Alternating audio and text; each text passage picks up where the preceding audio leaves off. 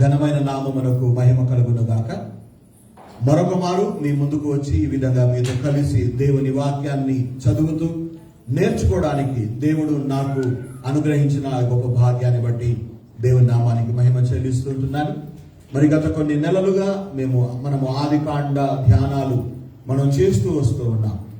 మరి ఇంతవరకు పోయిన ఆదివారం వరకు గత 25 అధ్యాయాలు మనం ధ్యానం చేశారు. ఆదికాండములో ఉన్న 25 అధ్యాయాలు. ఈ రోజున 26వ అధ్యాయములో నుండి మరి ఒక పాఠాన్ని ఈ రోజున నేర్చుకోబోతూ ఉంటున్నాం. ఆదికాండము 26వ అధ్యాయంలో ఇస్సాకు గురించిన ప్రస్తావన వ్రాయబడుతూ వచ్చింది.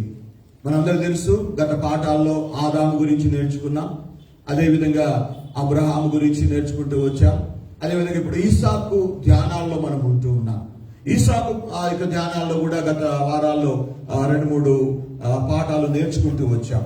కానీ ఈ 26వ అధ్యాయంలో ఇస్సాకు తన తండ్రి అయిన అబ్రహామును పోలి నడుచుకున్న జీవితాన్ని 26వ అధ్యాయంలో మనం స్పష్టంగా నేర్చుకోగలుగుతాం.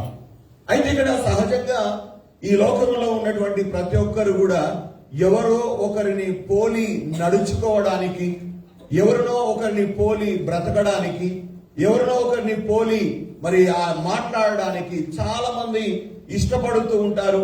అదేవిధంగా ఆ విధంగా జీవించడానికి ప్రయాసపడుతూ ఉంటారు. మరి ముఖ్యంగా మన కుటుంబాల్లో దేవుడు మనల్ని ప్రేమించి ఇచ్చిన మన పిల్లలు మనల్ని పోలి నడుచుకుంటూ ఉన్నప్పుడు, మనల్ని పోలి మాట్లాడుతూ ఉన్నప్పుడు, మనలాగానే వాళ్ళు చేస్తూ ఉన్నప్పుడు తల్లిదండ్రులముగా మనం ఎంతో సంతోషపడుతూ ఉంటాం, ఎంతో ఆనందిస్తూ ఉంటాం. ఒకవేళ ఒక చిన్న కుమార్తె తల్లిలాగే మాట్లాడినప్పుడు, తల్లిలాగే నవ్వినప్పుడు, తల్లిలాగే నడిచినప్పుడు ఆ తల్లి మనసు ఎంతో సంతోషపడుతుంది. నా కూతురు నాలాగే మాట్లాడుతుంది, నాలాగే నడుస్తుంది, నా వలే నవ్వుతుంది అనేటువంటి ఆనందం ఆ తల్లి హృదయంలో ఉంటుంది. అదేవిధంగా ఒక కుమారుడు తన తండ్రిని పోలి నడుచుకుంటున్నప్పుడు, తండ్రి వలె ఆయన మాట్లాడినప్పుడు లేదా తండ్రి వలె ప్రవర్తించినప్పుడు ఆ యొక్క తండ్రి కూడా ఎంతో సంతోషం కలుగుతూ ఉంటుంది. అయితే ఇక్కడ వాక్యంలో మనం చూసినప్పుడు అబ్రహాము అనేటువంటి తన తండ్రిని పోలి నడిచినటువంటి విధానం, ఆ అబ్రహాము యొక్క పోలికలో అబ్రహాము నడుచుకున్నట్టుగా ఇస్సాకు కూడా నడవడం చాలా విచిత్రముగా, చాలా సార్లు మనకు అది ఒక విధంగా ఒక పాఠముగా మనం దాన్ని నేర్చుకోవచ్చు. ఎందుకు ఈ మాటలని చెబుతున్నాను అంటే, యోహాను సువార్తలో యేసు ప్రభు కూడా ఒక చక్కని మాట చెప్పాడు. ఆ మాటను ఈ సందర్భంగా చదివి మన పాఠములు ముందుకు సాగిపోదాం. యోహాను సువార్త 5వ అధ్యాయము 19వ వచనాన్ని మనం చదువుదాం. కాబట్టి యేసు వారికి ఇట్లు ఉత్తరం ఇచ్చెను, తండ్రి ఏది చేయుట కుమారుడు చూచునో అదే కాని తనంతట తానే ఏమీ చేయడు. ఆయన వేటిని చేయునో వాటినే కుమారుడును అలాగే చేయును. తల్లి గాని తండ్రి గాని ఏం చేస్తూ ఉంటారో, ఏమి చేస్తూ ఉంటారో పిల్లలు కూడా వాళ్ళను చూసి అవే చేస్తారు, అలాగే చేస్తారు అనేటువంటి మాట యేసు ప్రభు అక్కడ ప్రస్తావించారు. ఈ రోజున ఇస్సాకు కూడా అనేక విషయాల్లో, ఇస్సాకు కూడా అనేక సందర్భాల్లో తన తండ్రిని అనుసరించినట్టుగా, తండ్రిని పోలి నడుచుకున్నట్టుగా ఈ 26వ అధ్యాయం ఆదికాండములో నుండి మనం చూడబోతూ ఉన్నాం, నేర్చుకోబోతూ ఉంటున్నాం. ఇస్సాకు తండ్రిని పోలి ఏ విధంగా నడుచుకున్నాడో ఒక 4 సందర్భాలు ఈ అధ్యాయంలో నుండి మనం చూడబోతూ ఉంటున్నాం. మొదటిగా చూద్దాము. ఆదికాండము 26వ అధ్యాయము 1వ వచనము 2వ వచనాన్ని మనం చదువుదాం. అబ్రహాము దినములలో వచ్చిన మొదటి కరువు కాకుండా మరి ఒక కరువు ఆ దేశంలో వచ్చెను. అప్పుడు ఇస్సాకు గెరారులో ఉన్న ఫిలిష్తీయుల రాజైన అబీమెలెకు నొద్దకు వెళ్ళాడు అన్న విషయాన్ని మనం ఇక్కడ చూస్తూ ఉన్నాం. ఈ సందర్భం గమనించాలి. అబ్రహాము దినములలో వచ్చిన ఆ కరువు కాకుండా మరి ఒక కరువు ఆ దేశములో వచ్చినట్టుగా మనం చూస్తా ఉన్నాం. ఈ కరువు, కాటకము, బాధలు, ఇబ్బందులు అదేవిధంగా శోధనలు, సమస్యలు ఒకసారి వచ్చి మళ్ళీ రాకుండా ఉండవు. మళ్ళీ మళ్ళీ వస్తూ ఉంటాయి. మళ్ళీ మళ్ళీ సమస్యలు పైన పడుతూ ఉంటాయి. మళ్ళీ మళ్ళీ బాధలు చెలరేగుతూ ఉంటాయి. అబ్రహాము కాలంలో కరువు వచ్చింది, ఇక రాదు అనుకోవడానికి వీల్లేదు. ఈసాకు కాలంలో కూడా కరువు, మరి ఒక కరువు వచ్చిందట. చాలా సార్లు అనుకుంటారు సమస్య తర్వాత సమస్య, బాధ తర్వాత బాధ, వేదన తర్వాత వేదన, జబ్బు తర్వాత మళ్ళీ ఇంకో జబ్బు అనేటువంటి బాధలు చాలా పడుతున్నప్పుడు ఇదేంటా బాబు జీవితం అనుకుంటూ ఉంటాం. ఈసాకు కాలంలో కూడా అబ్రహాము కాలంలో వచ్చిన కరువు కాకుండా మరి ఒక కరువు వచ్చినప్పుడు ఈసాకు ఏం చేశాడు అంటే ఫిలిస్తీయుల దేశమైన గెరారు దేశానికి వెళ్ళిపోయాడు. అబీమెలెకు రాజు దగ్గరికి వెళ్ళాడు. ఆ దేశంలో కాపురం ఉండడానికి వెళ్ళాడు. ఆ దేశంలో బ్రతకడానికి వెళ్ళాడు. ఆ దేశంలో నిజంగా నివాసం చేయడానికి వెళ్ళినట్టుగా వాక్యంలో మనం చదువుతూ ఉంటున్నాం. ఈ మాట చదువుతున్నప్పుడు మీ అందరికీ జ్ఞాపకానికి వచ్చి ఉంటది. ఆదికాండం 12వ అధ్యాయంలో అబ్రహాం కూడా కరువు వచ్చినప్పుడు ఏం చేశాడు? దేవుడు ఉండుమన్న చోట ఉండక, ఉంచిన దేశంలో ఉండక, తాను ఉన్న స్థలంలో ఆయన బ్రతకక, ముఖ్యంగా దేవునిని అడగక, దేవుని ప్రార్థించక, దేవునిపై ఆధారపడక, అబ్రహాము కాలంలో వచ్చిన కరువు సమయంలో అబ్రహాము ఐగుప్తు దేశానికి వెళ్ళాడు. ఐగుప్తు దేశానికి వెళ్ళినప్పుడు అబ్రహాము ఎన్నో బాధలు పడ్డాడు, ఎన్నో రకాలుగా హింసించబడ్డాడు, ఎంతగానో నష్టపోయాడు. చావు తప్పి కన్ను లొట్టబోయి తిరిగి వచ్చినట్టుగా మనం చూస్తూ ఉంటున్నాం. అయితే ఇస్సాకు జీవితంలో కూడా కరువు వచ్చినప్పుడు ఇస్సాకు కూడా దేవుని అడగలేదు. ఇస్సాకు కూడా దేవుని ప్రార్థించలేదు. ఇస్సాకు తండ్రి చేసినట్టుగానే, తండ్రి వెళ్ళినట్టుగానే, తండ్రి ఏమో ఐగుప్తుకు పోతే కొడుకేమో ఎక్కడ పోతున్నాడు? గెరారు దేశానికి వెళుతూ ఉంటున్నాడు. అంటే తండ్రి ఏది చేశాడో కొడుకు అదే చేస్తున్నాడు. తండ్రి ఏం చేశాడో కొడుకు కూడా అదే చేస్తా ఉన్నాడు. తండ్రి ఏ విధంగా చేశాడో కొడుకు కూడా అదే విధంగా చేస్తూ ఉన్నాడు. అంటే ఇద్దరి విషయాల్లో కూడా మనకు కనబడేది ఏంటంటే ఈ ఇద్దరు కూడా కష్టకాలంలో దేవుణ్ణి సమీపించలేదు, దేవుణ్ణి ప్రార్థించలేదు, దేవుని మీద ఆధారపడలేదు. కనీసం ప్రభువా మేము ఇక్కడ ఉండాలా వద్దా, ఎటైనా వెళ్ళాలా, అవసరం లేదా అనేటువంటి దేవుని ఆలోచన కోసం కనిపెట్టలేకపోయారు. దేవుని ప్రార్థించలేకపోయారు. దేవుని సన్నిధిలో దేవుని మీద ఆధారపడి మా జీవితాలు నువ్వే పిలిచావు, నువ్వే రమ్మన్నావు, నీ మీద విశ్వాసంతో మేము బయలుదేరి వచ్చేసాము అని వారు దేవుని మీద భారం వేయకుండా వారు తమ సొంత నిర్ణయాలు, ముఖ్యంగా తొందరపడి నిర్ణయాలు చేసే విషయంలో ఇస్సాకు తండ్రిని మించిన తనయుడుగా మనకు కనబడుతూ ఉన్నాడు. అవును, ఇక్కడ మనం చూసినప్పుడు వాక్యంలో మనం చూస్తాము ఇస్సాకు నిర్ణయాలు తీసుకోవడంలో పక్కాగా తండ్రిని అనుసరించాడు. కానీ దేవుని సన్నిధిలో తండ్రి అడగలేదు, కానీ ఇస్సాకు అడగవచ్చు. తండ్రి అడగకుండా పోయినందువల్ల ఆ తండ్రికి ఎటువంటి కష్టాలు వచ్చాయి, ఎలాంటి బాధలు వచ్చాయి, ఎన్ని సమస్యలు వచ్చాయో ఇస్సాకుకు తెలుసు అనుకుంటా. ఎందుకంటే అన్ని విషయాలు ఆయన గ్రహించి ఉండొచ్చు, లేదా అబ్రాహామే చెప్పి ఉండొచ్చు. కానీ అన్ని తెలిసిన తర్వాత కూడా తండ్రి చేసుకున్నట్టుగానే, తండ్రి చేసినట్టుగానే తొందరపాటు నిర్ణయాలు చేసుకొని ఇస్సాకు కూడా గెరారు దేశం వెళ్ళినట్టుగా మనం చూస్తూ ఉంటున్నాం. ఈ రోజున మనము కూడా మన వాళ్ళు చేశారు, మా యొక్క పితరులు చేశారు, మా తాతలు మా తండ్రులు చేశారు, మేము కూడా చేస్తాము అన్న రీతిలో కాకుండా ఈ రోజున ఒక మంచి నిర్ణయాలు, ఒక చక్కని నిర్ణయాలు, దేవుని ఆలోచనతో, దేవుని యొక్క ఆలోచనతో తీసుకున్న నిర్ణయాలు గనక మనం చేసుకోగలిగితే మన జీవితాలు ఎంతో చక్కగా ఉంటాయి. లేదా ఇస్సాకు తండ్రి చేసుకున్న నిర్ణయం ప్రకారంగా ఈయన కూడా నిర్ణయాలు తీసుకొని హడావిడిగా బయలుదేరి వెళ్ళిపోయినట్టుగా వాక్యంలో మనం చూస్తూ ఉంటున్నాం. ఒకవేళ ఆ సమయంలో ఆ గెరారు దేశానికి వెళ్ళిన తర్వాత అక్కడ ఇస్సాకు తొందరపడి ఇంకా ఏమైనా నిర్ణయాలు తీసుకుంటాడేమో. ఈ ఫిలిస్తీయుల దేశము అనగా రాబోతున్న దినాల్లో మనం చూస్తాము ఫిలిస్తీయులందరూ కూడా దేవుని ప్రజలకు శత్రువులు. ఆ శత్రువు దేశంలో లేదా పగవారి దేశంలో ఈయన బ్రతకడానికి పోయాడు ఇస్సాకు. గమనించాలి, బైబిల్లో ఉంది, నీ మీద దృష్టి ఉంచి నీకు ఆలోచన చెప్తాను, నువ్వు నడవవలసిన మార్గాన్ని నేను నీకు బోధిస్తాను అన్న దేవుడు. ఈ సమయంలో ఇస్సాకు తండ్రి చేసినట్టుగానే పొరపాటు చేస్తున్నాడు. తండ్రి చేసే రీతిగానే ఈయన కూడా తొందరపాటుతో నిర్ణయాలు తీసుకొని వాటిని అమలు చేసేటువంటి వ్యక్తిత్వం, అమలు చేసేటువంటి మనస్తత్వం ఇస్సాకులో కూడా మనకు కనబడుతుంది. అలా చేసుకున్న సందర్భంలో దేవుడు జోక్యం చేసుకోకపోతే బహుశా ఇస్సాకు ఐగుప్తు కూడా పోయేవాడేమో, గెరారు దేశం నుండి ఐగుప్తుకు కూడా పోయేవాడేమో. అక్కడ అదే అధ్యాయం 3-4 వచనాల్లో ఒక మాట ఉంది, చదువుతారా అమ్మా? ఈ దేశమందు నువ్వు పరవాసివై ఉండుము, నేను నీకు తోడై ఉండి నిన్ను ఆశీర్వదిస్తాను. ఇక్కడైనా ఉండు, ఈ దేశంలోనే పరవాసిగా బ్రతుకు. పరవాసిగా అనగా ఈ దేశం నాది కాదన్నట్టుగా బ్రతకడం నేర్చుకో. ఈ స్థలంలో అయినా ఉండు, ఇక్కడ నుంచి పోవద్దు. ఒకవేళ నువ్వు ఉంటే, ఆ విధంగా జీవిస్తే నేను నిన్ను, నీ సంతానాన్ని ఆశీర్వదిస్తాను అని అక్కడ దేవుడు జోక్యం చేసుకొని తన వాగ్దానాన్ని మరలా ఇస్సాకుతో పంచుకున్నట్టుగా వాక్యంలో మనం చూస్తూ ఉంటున్నాం.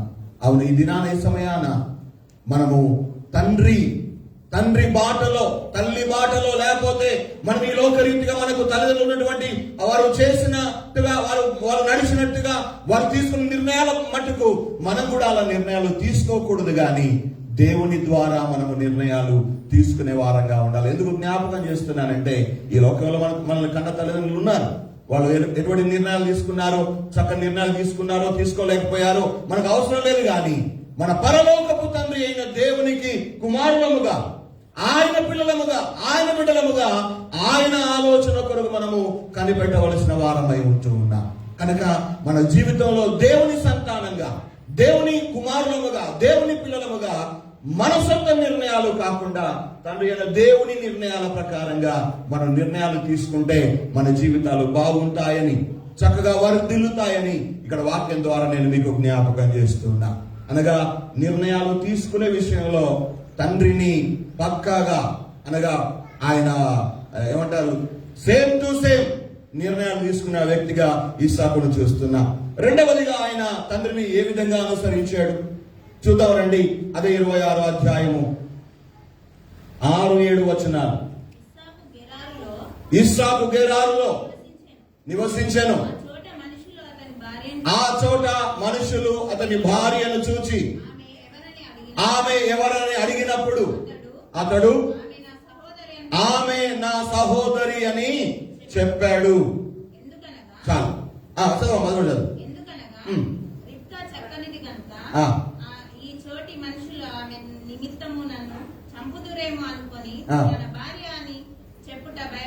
గమనించాలి, తండ్రిని పోలి నడుచుకున్న ఇస్సాకును ఈ అధ్యాయంలో చూస్తున్నాం. నిర్ణయాలు తీసుకునే విషయంలో తండ్రిని పక్కాగా ఫాలో అయ్యాడు ఇస్సాకు.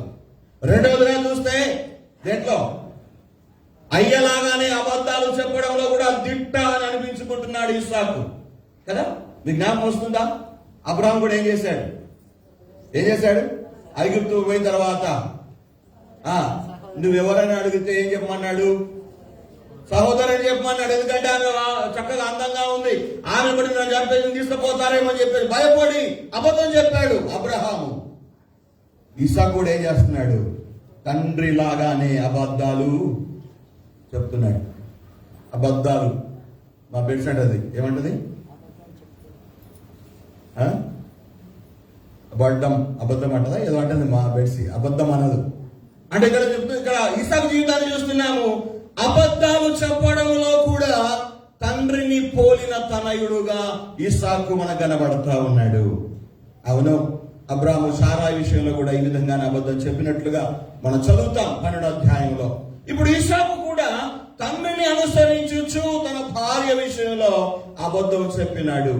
ఇస్సాకు తండ్రిని పోలిన వాడుగా మనకు కనబడతా ఉన్నాడు. అంటే తొందరపడి నిర్ణయాలు తండ్రి తీసుకున్నాడని కొడుకు కూడా తీసుకోవాలా? అవసరం లేదు. తండ్రి అబద్ధాలు చెప్పాడని కొడుకు కూడా అబద్ధాలు ఆడాలా? అవసరం లేదు. కానీ ఇక్కడ మనం నేర్చుకునే సత్యం ఏంటంటే, మనము దేవుని బిడ్డలమా లేకపోతే లోకాధికారి అయినటువంటి అపవాది సంబంధులమా? మనం ఎవరిని పోలి నడుచుకోవాలి? ఎవరిని పోలి నడుచుకుంటే మన జీవితాల్లో దేవునికి మహిమ కలుగుతుంది? అఫ్ కోర్స్ ఇస్సాకు తన తండ్రి అయిన అబ్రహామును పోలి నడుచుకున్నాడు, తొందరపడి నిర్ణయాలు తీసుకున్నాడు. దేవుడు జోక్యం చేసుకోకపోతే ఐగుప్తుకు వెళ్ళేవాడేమో, ఇంకా ఎన్ని కష్టాలు పడేవాడేమో నాకు తెలియదు. అబ్రహాము లాగా ఇస్సాకు కూడా అబద్ధం ఆడి తన ప్రాణం పోతుందేమో, ప్రాణ భయం ఉంది అని మనం చూస్తా ఉంటున్నాం.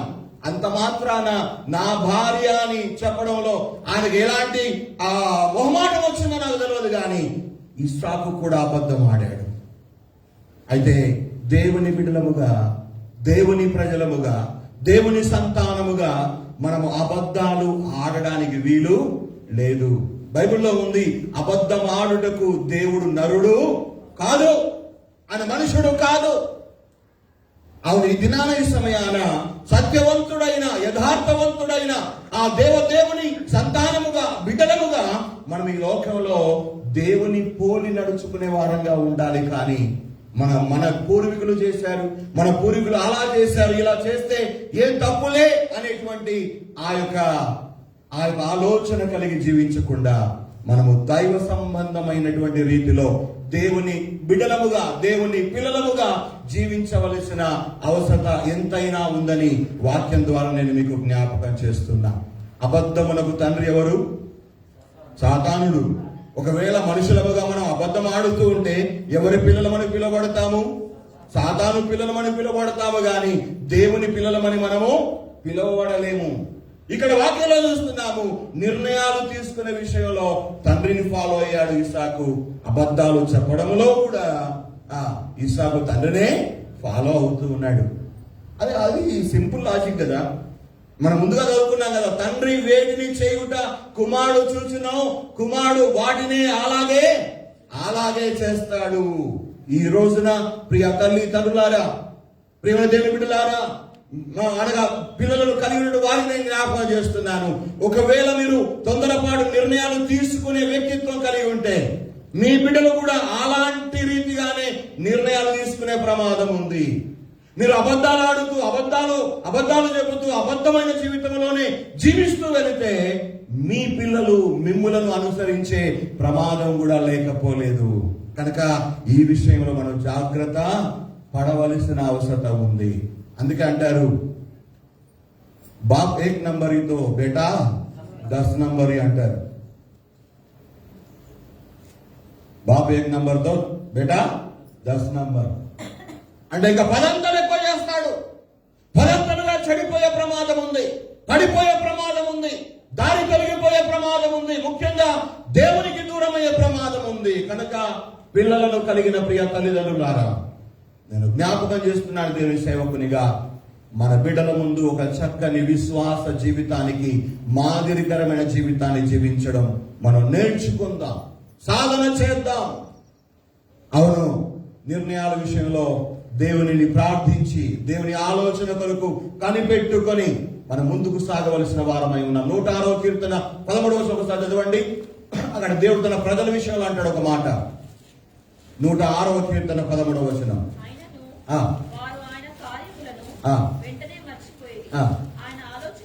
దేవుని ఆలోచన కొరకు వారు కనిపెట్టుకొనకపోయారు అని మనం చూస్తున్నాం. అనగా దేవుని అడగలేదు, దేవుని ఆలోచన ఏమిటో ఆలోచన చేయలేదు, దేవుడు ఏమంటాడో అని అడగలేదు వాళ్ళు.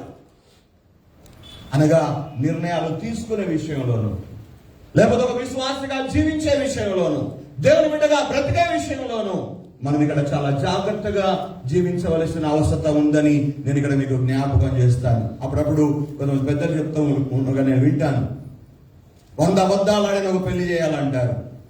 ఆ చేయబడిన పెళ్లి నిలబడడానికి 1000 అబద్ధాలు ఆడాలా కదా? ఇన్ని అవసరమా? 100 ఆడాలంటే ఇంకా 1000 ఆడితే ఇంకా తప్పేముంది అనుకుంటాం కదా.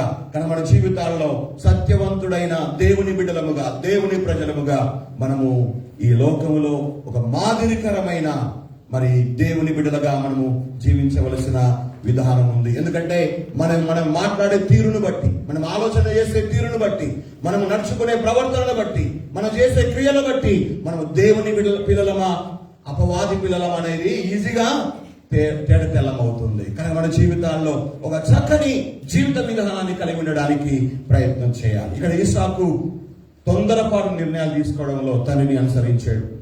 అబద్ధాలు చెప్పడంలో కూడా తండ్రిని ఫాలో అయ్యాడు. మూడవదిగా చూస్తే అదే ఆదికాండం 26వ అధ్యాయం 18వ వచనాన్ని ఒకసారి చదవండి. అప్పుడు తన తండ్రి అయిన అబ్రహాము దినములలో త్రవ్విన నీళ్ల బావులను ఇస్సాకు తిరిగి వాటిని మళ్ళీ త్రవ్వించాడు. ఇక్కడ మూడవదిగా చూస్తే అబ్రహాము కాలములో అబ్రహాము త్రవ్వినటువంటి నీటి బావులను ఇస్సాకు మరలా ఇక్కడ కూడా తండ్రిని పోలి నడుస్తున్నాడు. ఇస్సాకు బావులు తవ్వడం అంత తేలికైన విషయము. ఇప్పుడు అన్ని బోర్స్ వచ్చాయి. మనం అక్కడ కూర్చేసుకుని కూర్చుంటే చాలా బోర్ బండి వస్తుంది, బోర్ వేసి వెళ్ళిపోతుంది. కానీ పాతకాలంలో బావులు తవ్వేటప్పుడు ఎంతగా కష్టపడి తవ్వేవాళ్ళం కదా, ఎంత ఇబ్బంది అయ్యేదో. తవ్వుకుంటూ నీళ్లు పడేదాకా వెళ్ళాలి కిందికి, చాలా కష్టం. ఆ తవ్విన మట్టిని మళ్ళీ పైకి తీసుకురావాలి. ఈ అబ్రహాము కాలంలో అబ్రహాము తవ్విన బావులన్నిటినీ ఇస్సాకు మరలా తిరిగి తవ్వించాడు. అంటే ఇక్కడ మనకు అర్థమయ్యే సత్యం ఏంటంటే, కష్టపడి పని చేసే విషయంలో కూడా ఇస్సాకు తండ్రిని అనుసరించాడు. కష్టమైన భారమైన ఆ పనులను బాధ్యతగా తీసుకొని తండ్రిని అనుసరిస్తూ అబ్రహాము కాలంలో తవ్వబడిన ఆ శత్రువులైన ఫిలిస్తీయులు పూడ్చివేసినటువంటి ఆ నీటి బావులన్నిటినీ కూడా ఇస్సాకు మరలా తవ్వించినాడు. అబ్రహాము వాటిని తవ్వడానికి ఎంత కష్టపడ్డాడో ఇస్సాకు వాటిని మరలా తవ్వడానికి ఇంకెక్కువ కష్టపడ్డాడు. హల్లెలూయా. అంటే తండ్రిని పోలిన తనయులు అంటారు కదా, తండ్రిని పోలిన బిడ్డలు అంటారు కదా. ఇక్కడ ఇస్సాకు తండ్రిని పోలిన తనయుడుగా, తండ్రిని అనుసరించే ఒక కుమారునిగా, తండ్రి ఏం చేశాడో వాటినే చేసేటువంటి ఒక వ్యక్తిగా ఇస్సాకు మనకి ఇక్కడ స్పష్టంగా కనబడుతూ ఉంటున్నాడు. ఇస్సాకు ఈ బావులు తవ్వుతూ పోయినప్పుడు శత్రువులు మళ్ళీ వచ్చి గొడవలు పడ్డారు. ఒక్కొక్క బావి తవ్వుతుంటే ఒక్కొక్క బావి దగ్గర వచ్చి ఈ బావి మావి, ఈ నీళ్లు మావి అని వాడు గొడవ పెట్టుకున్నారు. అలా తవ్విన బావులను ఒక్కొక్క దాన్ని విడిచిపెట్టి ఇస్సాకు ముందుకు వెళుతూ మరొక బావిని తవ్వుతూ వెళ్ళిపోయాడు. ఆ విధంగా చివరాఖరికి ఒక బావి తవ్వినప్పుడు అక్కడ జగడమాడలేదు, అక్కడ సెటిల్ అయ్యాడు ఇస్సాకు. ఇవన్నీ మనకు బాగా తెలుసు. ఆ విధంగా ఇస్సాకు కష్టపడ్డాడు. ఫలితంగా ఏమైంది అనగా అతడు దేవుని చేత దీవించబడుతూ వచ్చాడు. చాలా సార్లు దేవుని ఆశీర్వాదం, దేవుని దీవెన ఉన్న ఫలంగా మన మీద పడాలని, మనం రావాలని ఆశపడుతూ ఉంటాం. అలాగూ దేవుని ఆశీర్వాదం మనం పొందలేదు, అలాగూ దేవుడు మనం దీవించడు కూడా. కానీ దేవుడిచ్చిన పనిని కష్టపడుతూ మనస్ఫూర్తిగా ఎప్పుడైతే ఇష్టపడి చేస్తూ ఉంటామో దేవుడు మనల్ని దీవిస్తూ పోతాడు, ఆశీర్వదిస్తూ పోతాడని వాక్యం ద్వారా మనం చూస్తాం. అదే అధ్యాయంలో దయచేసి 12, 13, 14 వచనాలు చదువుతారా? ఇస్సాకు ఆ దేశమందున్న వాడై విత్తనము వేసి ఆ సంవత్సరం 100 ఫలితాన్ని పొందాడు. యెహోవా అతన్ని ఆశీర్వదించెను గనుక ఆ మనుషుడు గొప్పవాడయ్యాడు. అతడు మిక్కిలి గొప్పవాడగు వరకు క్రమక్రమముగా ఇస్సాకు అభివృద్ధి చెందాడు. క్రమక్రమముగా, డే బై డే, రోజు ఆయన బలపడుతూ వచ్చాడు, దీవించబడుతూ వచ్చాడు, అభివృద్ధి చెందుతూ వచ్చాడు. కారణం ఏంటంటే యెహోవా అతనిని ఆశీర్వదించాడు. అవును, ఎవరైనా కష్టపడి పని చేసుకుంటున్నప్పుడు, ఇష్టపడి పని చేస్తుంటున్నప్పుడు, ఆ చేసే పని దేవుడిచ్చిన పని, అది కూలి పని కావచ్చు, వ్యవసాయం పని కావచ్చు, ఉద్యోగం కావచ్చు, వ్యాపారం కావచ్చు, మరి ఏదైనా కావచ్చు, కష్టమైన దేవుడిచ్చిన పని నువ్వు చేసుకుంటూ పోయినప్పుడు దేవుడు తప్పకుండా దేవుని ఆశీర్వాదం నీ కల్లారా నీవు నీ పనిలో చూస్తావు. ఇస్సాకు దినదినము క్రమక్రమముగా ఆయన అభివృద్ధి చెందుతూ వచ్చాడట. ఒక్క రాత్రిలోనే పెద్దవాళ్ళం అయిపోము, ఒక్క రాత్రిలో గొప్పవారం అయిపోము. చాలా మంది కలలు అంటారు, ఒక్క రాత్రి ఓవర్ నైట్ లోనే పెద్దవాళ్ళం అయిపోవాలి, గొప్పవాళ్ళం అయిపోవాలి. కాదు, సాధ్యం కాదు. పుట్టి పెరగడానికి ఇన్ని సంవత్సరాలు పట్టిందే, నువ్వు చేసే పని దేవుని ద్వారా దీవించబడాలంటే ఉన్న ఫలంగా అయిపోతుందా? కాదు, కానేరదు. అందుకే 125వ కీర్తన మనం చదవవసరం లేదు. నిశ్చయముగా నీవు నీ చేతుల కష్టార్జితము అనుభవిస్తావు అన్నాడు. అనగా చేతులిచ్చింది ఎందుకు? అనగా కష్టం చేయడానికే, పని చేసుకోవడానికే. ప్రసంగిలో కూడా మనం పోయినసారి చదువుకున్నాం, చేయుటకు నీ చేతికి వచ్చిన ఏ పని అయినను నీ శక్తి లోపము లేకుండా చేయుము అనే వాక్యంలో ఉంది. అవును, దేవుడి నీ చేతిలో కష్టార్జితం దీవించబడాలన్నా, ఆ కష్టార్జితమును అనుభవించాలన్నా, దినదిన అభివృద్ధి చెందాలన్నా ఆ కష్టపడి మనము పని చేసుకుంటూ రావాలి. అనగా తండ్రిని పోలిన తనయునిగా ఇస్సాకు జీవితాన్ని మనం చూస్తూ ఉన్నాం. అంటే ఇస్సాకు కష్టపడడంలో కూడా తండ్రిని అనుసరించాడు. నాకు చాలా మంది తెలుసు, కొంతమంది అటు తిరుగుతూ ఉంటాను కదా, మా అత్తగారి ఊర్లో కూడా వెళుతూ ఉంటాను. అక్కడ నాకు ఒక ముసలాయన తెలుసు, ఆయన ఇప్పుడు లేడు. ఆ ముసలాయన తన చేత కాకపోయినా ఆయన పొలం గట్టుకు వెళ్ళి అక్కడ పొలం గట్టు మీద కూర్చొని నిలబడి పని చేయించేవాడు. వాళ్ళ కొడుకు హాయిగా మంచిగా స్నానం చేసి తెల్ల అంగి తెల్ల పంచ కట్టుకొని రోడ్డు మీద తిరిగేవాడు. ఒక్కనాడు కూడా పొలానికి పోయి ఎరగడు ఆయన. ముసలాయన పోయి చేయాలి. అరే మన నాన్న చేస్తున్నాడు, చేత కాకపోయినా నేను చేయాలి అని లేదు ఆయనకి కదా. చాలాసార్లు మనం చూస్తాం తండ్రిని పోలి నడుచుకునేటువంటి ఆ తత్వాలు, ఆ మనస్తత్వాలు, ఆ జీవితాలు ఈనాడు పిల్లలు నేర్చుకోలేకపోతూ ఉంటున్నారు. వాళ్ళు అడిగింది కావాలి, కోరుకున్నది కావాలి. మొన్న చెప్పాడు నాకు, ఇక్కడ పోషమామ ఉన్నాడు, గణపూర్ మామ. వాళ్ళ బంధువులు వాడలో లారీ ఉంది, కారు ఉంది, ఒక చిన్న మోటార్ సైకిల్ ఉన్నాడు అడిగి తిరగడానికి. వాళ్ళ రెండో కొడుకు అన్నాడట, నాకు ఇంకో మోటార్ సైకిల్ కావాలన్నాడట. ఒరే ఇప్పుడు ఎన్ని బండ్లు ఉన్నారు, ఇంకేం బండి రా అట్లా ఇట్లా అని చెప్పి కాస్త తండ్రి మందలించాడట, గద్దించాడట. వీడు దాన్ని నామోజిగా ఫీల్ అయిపోయి గురకల మందు తాగాడు. నిజామాబాద్ లో పట్టలేదు, హైదరాబాద్ తీసుకెళ్ళి. ఎలా ఉన్నాడు నాకు తెలియదు. ఎలా ఉన్నాడు మామ? యోహాన్ మామ ఎలా ఉన్నాడు? మీ వాడే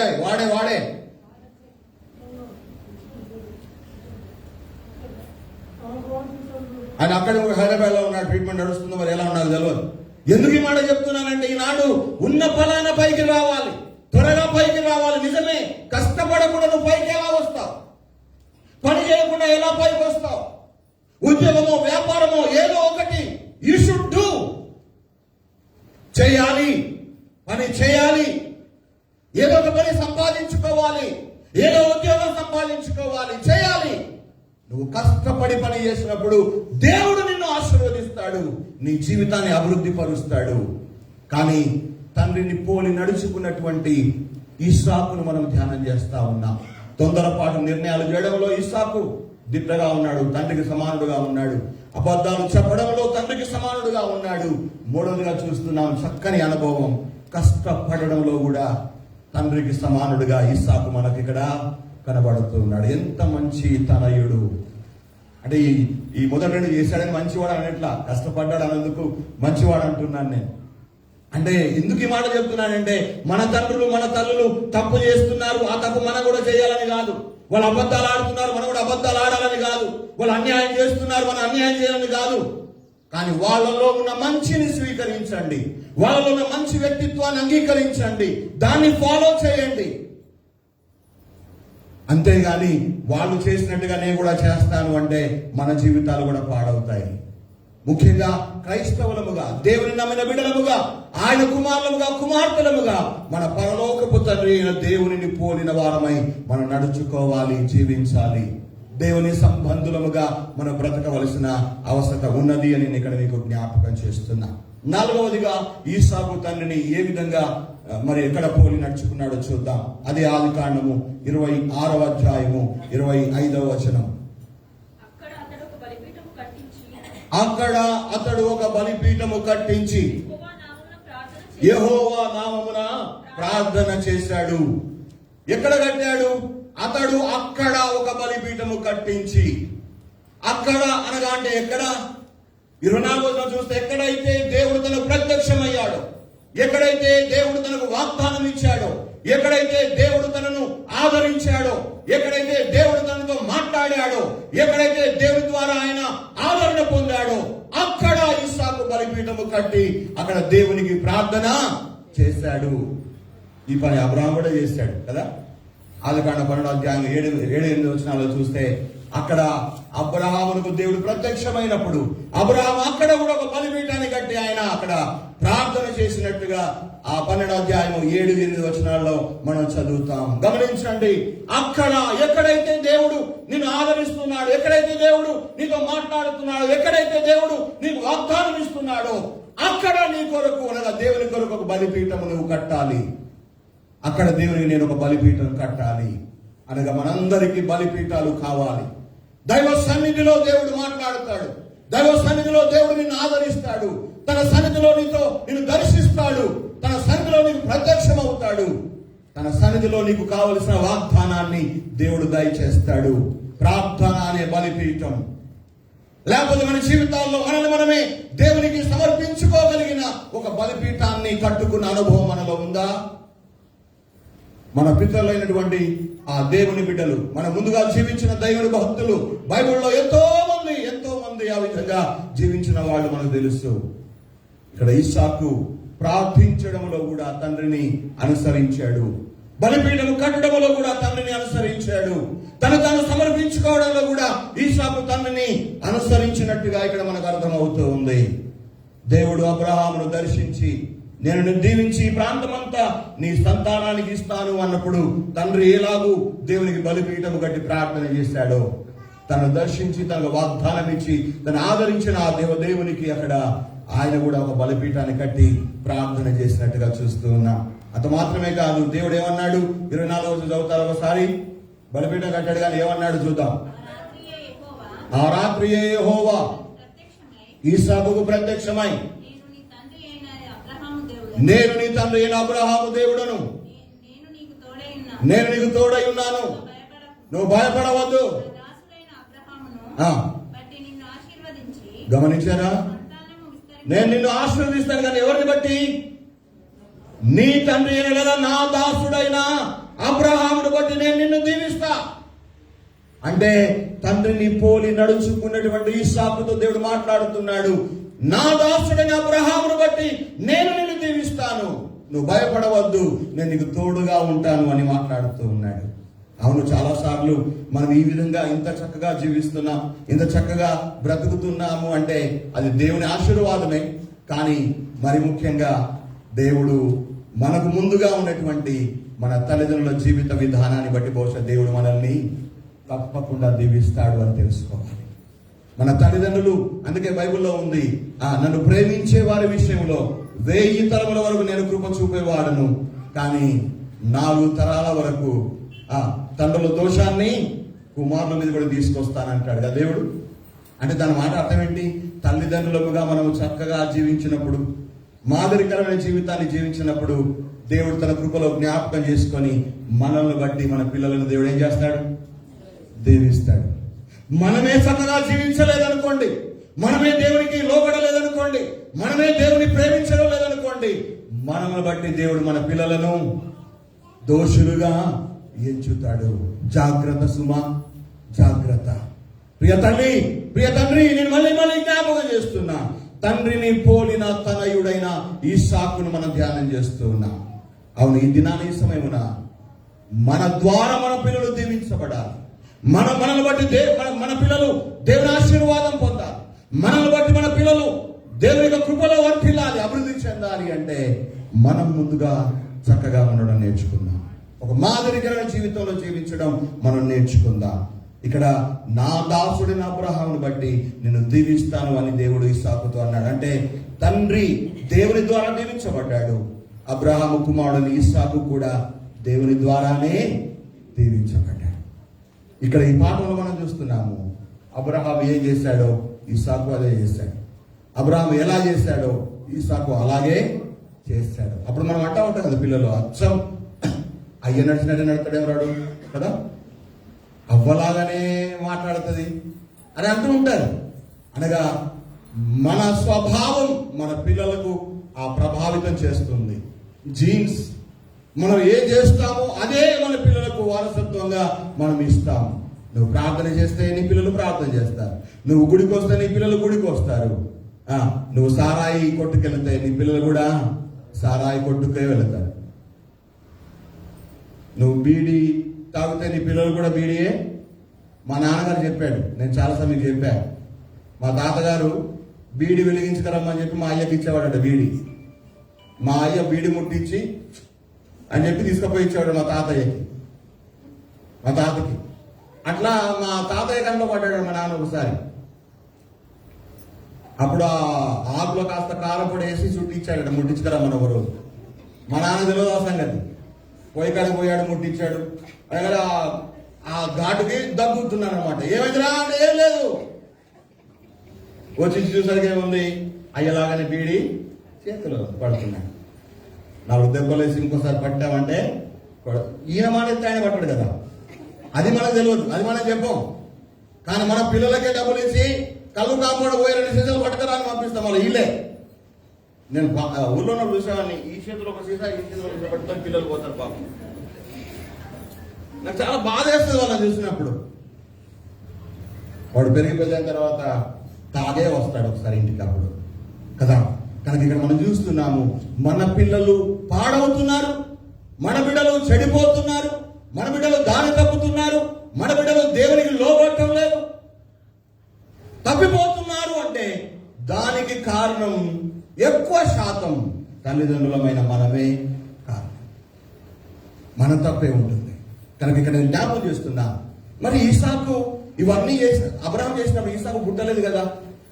ఎట్లా ఇవన్నీ ఈసాకు తెలిసినాయంటే అబ్రహాము జీవిత విధానం ఈసాకును ప్రభావితము చేసింది. తింటున్నప్పుడు, పడుకుంటున్నప్పుడు, కూర్చున్నప్పుడు, బహుశా అబ్రహాము ముసల్తనములో అన్ని పంచుకున్నాడేమో. నేను గిట్ట కరువు వచ్చినప్పుడు గిట్ల చేసిన, తర్వాత దేవుడు ఇన్ని బాధలు పడ్డా, తర్వాత దేవుడు నన్ను విడిపించిండు, ఇన్ని మేలు చేసిండని అన్ని తన అనుభవం అంతా పంచుకొని ఉండొచ్చు అబ్రహాము. ఆ చరిత్ర అంతా కూడా ఈసాకు జీవితాన్ని ప్రభావితం చేసింది. ప్రియమైన దేవుని బిడ్డ, నీ జీవితం నీ బిడ్డలను ప్రభావితం చేస్తుందని ఈ రోజైనా తెలుసుకో, ఈ రోజైనా గమనించు, గ్రహించు. ఇక నుండైనా దేవుని బిడ్డగా, దేవుని యొక్క కుమారునిగా, దేవుని సంతానముగా బ్రతకడం నేర్చుకో. నిన్ను చూస్తున్న నీ పిల్లలు నీ వెనక అలాగే చేస్తారు, దేవుని కొరకే జీవిస్తారు. అందుకే నేను చాలాసార్లు చెప్తాను, దేవుడు, నేను అబ్రహాము దేవుడను, ఇస్సాకు దేవుడను, యాకోబు దేవుడను అని చెప్పుకున్నాడు ఆయన. ఈ భక్తుల పేర్లే దేవునికి ఇంటి పేరుగా మారిపోయాయి కదా. మన జీవితాల్లో అనగా వాళ్ళ జీవితం విధానం ఎంత బాగుంటే దేవుడు అలా చెప్పుకుంటాడు. ఈ రోజు నీ దినాన్ని నేను అంటున్నాను, ఆ పరలోకపు తండ్రి అయిన దేవుని బిడ్డలముగా, కుమారులముగా మనము దేవుని పోలి నడుచుకుందాం కదా. ఎఫెసీ పత్రిక 5:1 ఒకసారి చదవండి. ఎఫెసీ పత్రిక 5:1. కావున మీరు ప్రియులైన పిల్లల వలె దేవుని పోలి నడుచుకోనండి. చాలు. మనం ఎవరిని పోలి నడుచుకోవాలట? మన తల్లులను పోలి నడుచుకుంటే పర్వాలేదు. కానీ అప్పుడు పాస్తం అంటది, నా కాళ్ళు అచ్చ మీ అమ్మ కాళ్ళలాగానే ఉన్నాయంటది. నన్ను ఏంటది, మీ అమ్మ కాళ్ళలాగానే ఉన్నాయంటది. ఏమిటో మరి మా అమ్మ కాళ్ళు ఎలా ఉంటాయి, వీళ్ళ కాళ్ళు ఎట్లున్నాయి నాకు తెలియదు. నా కాళ్ళు కూడా 5,000 ఉన్నాయి, 6-7 ఏం లేవు. అంటే అట్లా పోలిక చెప్తా ఉంటారు. ఇక్కడ అంటున్నాడు, ప్రియులైన పిల్లలను వలె దేవుని పోలి నడుచుకోండి. దేవుని పోలికలో, దేవుని స్వభావంలో జీవించడం నేర్చుకోండి అంటున్నాడు. మనం అలా జీవించాలి అంటే, ఒకసారి యేసు ప్రభు శరీరానికి ఈ లోకంలో ఉన్నప్పుడు, ఆ యోహాను సువార్త 8వ అధ్యాయంలో అనుకుంటాను, అక్కడ తనతో ఉన్నటువంటి ప్రజలందరితో కూడా వాక్యాన్ని బోధిస్తూ, పాపము చేయి ప్రతి వాడు కూడా పాపానికి దాసుడు, కుమారులను స్వతంత్రులుగా చేస్తే మేము నిజముగా స్వతంత్రులై ఉంటారు అని చెప్పినప్పుడు అక్కడ ఉన్న ప్రజలందరూ అంటారు, మేము ఎవరికి దాసులుగా ఉన్నాం, మేము ఎవరికి దాసులుగా లేమే, నువ్వు దాసులను మాట్లాడుతున్నావు, అబ్రహాము మాకు తండ్రి, మేము అబ్రహాము సంతానం అని చెప్పుకుంటారు. యోహాను సువార్త 8వ అధ్యాయము దయచేసి 39వ వచనం చదువుతారు ఒకసారి. అందుకు వారు మా తండ్రి అబ్రహాము అన్నారు. మీరు అబ్రహాము పిల్లలైతే అబ్రహాము చేసినట్టు మీరు చేస్తారు. మీరు ఇలా చేస్తున్నారంటే మీరు అబ్రహాము పిల్లలు గారు, అబ్రహాము సంతానం గారు. అబ్రహాము ఇలా చేయలేదు, అబ్రహాము ఇలా నడుచుకోలేదు, అబ్రహాము ఇలా మాట్లాడలేదు అని యేసు ప్రభు వాళ్ళని గద్దిస్తూ ఉన్నాడు. ఈ రోజున అబ్రహాము మనకు విశ్వాసులకు తండ్రి కదా. విశ్వాసులకు తండ్రి, మనం అందరం కూడా ఆయన ద్వారా దేవుని కుమారులమై ఉన్నాం. అబ్రాహాము ఎలా చేస్తాడు, మనం అలా చేయాలి. అబ్రాహాము ఎలా బ్రతికాడు, అలా బ్రతకాలి. అబ్రాహాము ఏం చేశాడు, మనం అది చేయాలి.